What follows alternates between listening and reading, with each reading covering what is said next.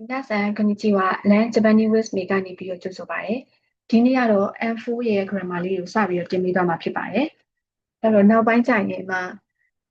ဟောပေါ့နော် M5 ကို M4 ကို grammar ရေးပြီးသွားတဲ့ခါကျရင်ပညာဒါနအနေနဲ့ပေါ့နော်မင်းသားစာအုပ်ထဲမှာရှိရဲ့ run show A run show B ဖတ်စာအုပ်ဒီအကုန်လုံးပေါ့နော်YouTube မှာတင်ပြသွားမှာဖြစ်ပါတယ်။အဲ့အတွက်ကြောင့်ရဲ့ YouTube channel လေးကိုလည်း follow လုပ်ပြီးကြပါအောင်နော်။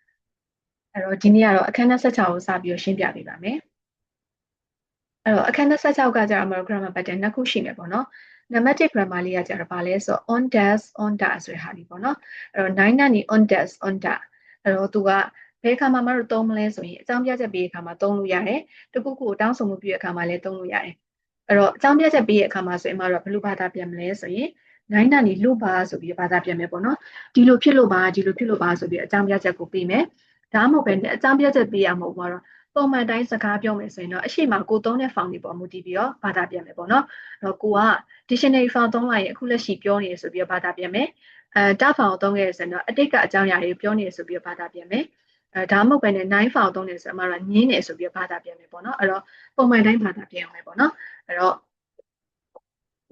့အကြောင်းပြချက်ပေးတဲ့အခါမှာပဲမှာတော့လူပါဆိုပြီးတော့ဘာသာပြန်မယ်။အဲ့တော့ဒီမှာဆိုရင် plain form on task ကရှိမှာတော့ဘာသုံးမှာလဲဆိုရင် plain form တွေသုံးမှာပေါ့နော်အဲ့တော့ plain form ဆိုတဲ့အတိုင်း plain form တွေသုံးလို့ရတယ်အကုန်လုံးဒါပေမဲ့တခုတတိထားမှာက noun နဲ့ adjective ဆိုရင်မှာတော့ plain မှာဓာတ်တွေဖြစ်တယ်အဲ့တော့ဒီမှာဆိုရင်ဓာတ်ပြန်ထည့်စရာမလိုဘူး noun နဲ့ adjective ဆိုရင်မှာဘာလုပ်မလဲဆိုရင် non das ကိုသုံးမယ်ပေါ့နော် non das ဆိုပြီးတော့သုံးမယ်အဲ့တော့ဒီမှာနောက်တစ်ခုတတိထားမှာကသူကပေါ့နော်ဒါတစ်ခါလေးကြာရင်မှာတော့ listening နားထောင်တဲ့အခါမှာပဲဖြစ်ဖြစ်စကားပြောတဲ့အခါမှာဖြစ်ပါတတ်တယ်ပေါ့နော် on task ကနေရာမှာဘာကိုပြောင်းသုံးလို့ရလဲဆိုရင် no ကိုလည်းသုံးလို့ရတယ်စကားပြောတဲ့အခါမှာအသုံးများတယ်စာရေးနာမှာဆိုရင်တစ်ခါလေးကြာရင် no ပေါ့နော် no ကပါလာတာလည်းရှိရယ်တစ်ခါလေးကြာရင် listening နားထောင်တဲ့အခါမှာ on task နေရာမှာတော့ no ဆိုပြီးတော့ပြောင်းသုံးလိုက်ရတယ်ပေါ့နော်ဒါလေးကကြတော့နည်းနည်းမှတ်ထားလို့ရအောင်ပေါ့နော်ထည့်ပေးထားအဲ့တော့ asymmetric ကိုစကြည့်အောင်အဲ့တော့ asymmetric က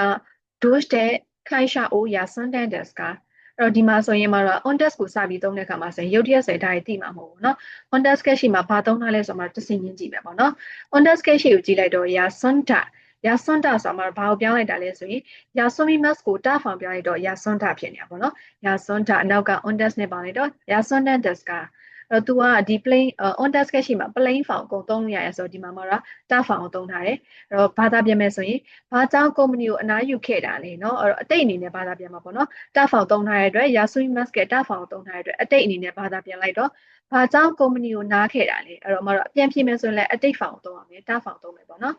အာတမက ita cadendas ခေါင်းကိုက်ခဲ့လို့ပါအဲ့တော့ ita ရဲ့စာမှာနာကျင်တော့ကိုသူကတာဖောင်ပြောင်းနေတော့ e ကိုဖြုတ်ပြီးတော့နောက်ကခတာပေါင်းလိုက်တာအဲ့တော့ ita ခတာဖြစ်သွားတယ် ita ခတာကိုမှတော့နောက်က on test ဆိုတဲ့ pattern လေးထည့်တာเนาะအဲ့တော့ခေါင်းကကိုက်ခဲ့လို့ပါအဲ့တော့နံပါတ်1ကထားပြီးသွားပြီတာဖောင်3ပြထားတယ်ပေါ့နော်နံပါတ်1အဲ့တော့နံပါတ်2ကဘာလဲဆိုတော့ chicken တူက irundas ကအဲ့တော့ဒီမှာဆိုရင်လည်းမတော့ on task ရှိကိုကြည့်မယ် iru ဖြစ်နေတယ်အဲ့တော့ iru ကဘယ်ကပြောင်းတာလဲဆိုတော့ idimas ဆိုတဲ့ verb ကပြောင်းတာပေါ့နော် idimas ဆိုတဲ့ verb ကိုမတော့ dictionary form ပြောင်းထားတယ်သူကဘာလို့ dictionary ပြောင်းလိုက်တာလဲဆိုတော့အခုလက်ရှိနှစ်ယောက်စကားပြောနေတဲ့အခါမှာသုံးလိုက်တာပေါ့နော်အတိတ်အကြောင်းလည်းပြောတာမဟုတ်ဘူးအတိတ်အကြောင်းလည်းပြောတာမဟုတ်ဘူးညင်းတာလည်းမဟုတ်ဘူးအခုလက်ရှိပြောနေတာဖြစ်တဲ့အတွက်မှာတော့လက်မှတ်လိုအပ်လားဆိုပြီးမေးချင်တာအဲ့တော့ idimas ဆိုလိုအပ်သည်ဆိုတဲ့ verb ကို dictionary form ပြောင်းလိုက်တော့ iru ဖြစ်သွားတယ်နောက်က on task ကကတ်လိုက်တယ် chicken တူက irundas ကဆိုလက်မှတ်လိုအပ်လားဆိုတဲ့အဓိပ္ပာယ်ဖြစ်သွားပါတော့အဲ့တော့နှစ်ခုရှိသွားပြီနံပါတ်3 isoniho ekidendas ကအဲ့တော့ဒီမှာဆိုရင်မှာတော့ on task ရှိကိုကြည့်လိုက် kita ဖြစ်နေတယ် kita ဆိုတာကကျင်းနေပြီသိသွားပြီဒါအော် kimas ကိုတာဖောင်ပြလိုက်တော့ kita အဲ့တော့ kidendas ကဖြစ်နေတာအဲ့တော့ဘယ်တော့ကဂျပန်လာခဲ့ရလဲဆိုပြီးမေးလိုက်တာပေါ့နော်ဘယ်တော့ကဂျပန်ကိုလာခဲ့ရလဲဒီမှာဆိုရင်မှာတော့တာဖောင်3ပြသွားတယ်တာဖောင်3ပြထားတယ်ပြီးတော့ dictionary form 3ပြထားတယ်အဲ့တော့ထားလိုက်ပါတော့ဒီမှာ e adjective လည်း3ပြထားတယ်เนาะ itindas အဲ့တော့ခေါင်းကိုက်လို့ပါဆိုရင်မှာပုံမှန်တိုင်းအတိတ်တွေပါမပြောခေါင်းကိုက်လို့ပါပဲပြောမယ်ဆိုရင်အတမက ita index ဆိုပြီးဖြစ်သွားမယ် ita ရဲ့နောက်ကနေမှာတော့ ondex ကိုကတ်လိုက်ရမယ်เนาะအဲ့တော့ e adjective ပုံစံ dictionary form ပုံစံဒီမှာတာဖောင်ပုံစံပြီးသွားပြီအဲ့တော့9တွေပါရင်လည်းသုံးလို့ရတယ်ပေါ့နော်အဲ့တော့ဒီမှာဆိုရင်အောက်မှာဆိုရင်ပါတော့ဒီနံပါတ်2မှာ9ပုံစံလေးတစ်ခုပါတယ်ပေါ့နော်အဲ့တော့အောက်ကိုစစ်ကြည့်မယ်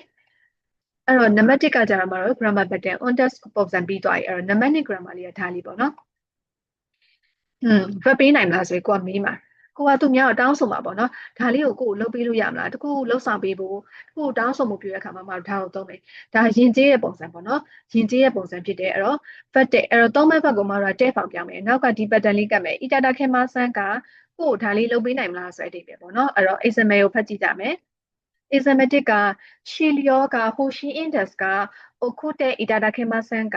ရှီလျောဆိုမှာအချက်လက်တွေစာရေးစာရေးတွေပေါ့နော်ဒါတွေကိုဟိုရှိအဆိုတဲ့ဒီမှာ adjective ကိုမှတော့သုံးလိုက်တယ် on task ရှိမှာ adjective ကိုမှတော့သုံးလိုက်တယ်ပေါ့နော်ဟိုရှိအင်ဒက်စ်ကအဲ့တော့အချက်လက်တွေစာရေးစာရေးတွေလိုချင်လို့အခုတဲ့အီတာတာခေမဆန်းကဆိုပို့ပေးလို့ရမလားအဲ့တော့ဒီမှာစင်မှာတော့သုံးလိုက်တဲ့ဘက်က okurimas ပေါ့နော် okurimas ကိုတဲ့ဖောင်ပြရတော့ oku တဲ့ဖြစ်သွားတယ်အခုတဲ့အီတာတာခေမဆန်းကအချက်လက်တွေကိုလိုချင်တဲ့အတွက်ကြောင့်ပို့ပေးလို့ရမလားပို့ပေးနိုင်မလားအဲ့တော့ကိုကတောင်းဆိုလိုက်တာပေါ့နော်အဲ့တော့ဒီမှာဆိုရင်အရှိမ on task ပုံစံသုံးတယ်နောက်မှာ verb တဲ့ ita တာခေမဆန်းကဆိုပုံစံလေးကိုသုံးထားတယ်အဲ့တော့ဒီမှာတော့ e adjective ကိုသုံးပြထားတယ်ပေါ့နော်အဲ့တော့နံပါတ်2မှာအမှာတော့ဘာသုံးထားလဲဆိုရင် nine file ကိုသုံးထားတယ် on task ရှိမှာအဲ့တော့ဖတ်ကြည့်အောင်နော် khaki kata က wakara nine desk က oshie တဲ့ ita တာခေမဆန်းကအဲ့တော့ khaki kata ဆိုတာရေးပုံရင်းကို wakara nine ဆိုတာနားမလဲတာပေါ့နော်နားမလဲတဲ့အတွက်ကြောင့် oshie တဲ့ ita တာခေမဆန်းကဆိုပြောပြပေးလို့ရမလားပြောပြပေးနိုင်မလားကိုကမေးလိုက်တာနော်အဲ့တော့ဒီမှာဆိုရင်တော့ on task ရှိမှာ nine file ကိုသုံးပြထားတယ်နော်nine file သုံးလိုက်တယ်ရေးပုံရင်းကိုနားမလဲလို့ပြောပြပေးလို့ရမလားအဲ့တော့ဒီမှာသုံးထားတဲ့ဘက်က oceanmas အဲ့တော့ oceanmas ကိုမှတော့တဲဖောင်ပြလိုက်တော့ ocean တဲ့ဖြစ်သွားတယ်နော်အဲ့တော့ပြောပြပေးနိုင်မလားပြောပြပေးလို့ရမလားအဲ့တော့ဒါကယဉ်ကျေးတဲ့ pattern ဒီပေါ့နော်ငါ့ကိုဒါလေးဖတ်ပေးနိုင်မလားသူများကိုတောင်းဆိုမှုပြတဲ့အခါမှာသုံးမယ်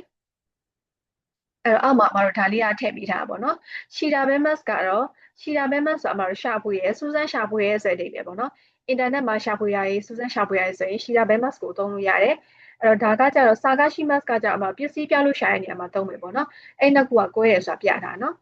အဲ့တော့ဒါလေးကကြတော့ N5 က pattern လေးကိုပြန်တက်ပေးတာ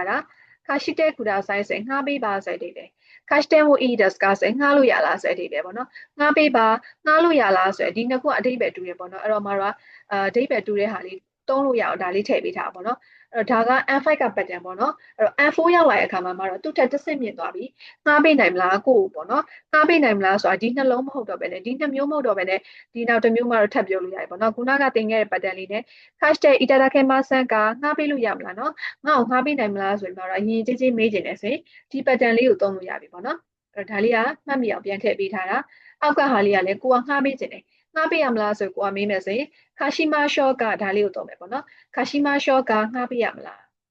အဲ့တော့ဒါကအခန်း26မှာပါတယ် grammar pattern လေးပေါ့နော်နံပါတ်1က on desk ရှိမယ် on desk ရှိမှာတော့ plain form တွေအကုန်သုံးလို့ရတယ်နံပါတ်2ကကြတော့ verb data ခဲမှာ san ကဒါလေးရှိမယ်ပေါ့နော်အဲ့တော့ဒီနေ့ကတော့ဒီလောက်ပဲပေါ့နော် YouTube မှာနောက်ထပ်မင်းရဲ့လေ့ကျင့်ခန်းလေးပေါ့နော်မင်းရဲ့ run shoot A run shoot B run shoot C ပြီးတဲ့အခါကျရင် more night တွေကိုလည်းလုပ်ပေးမှဖြစ်တဲ့အတွက် YouTube channel လေး follow ပေးကြပါအောင်နော် YouTube channel လေးလည်းဒီမှာတင်ပေးထားပါမယ်နော်အဲ့ဆိုရင်နောက် video လေးမှာပြန်တွေ့ပါမယ်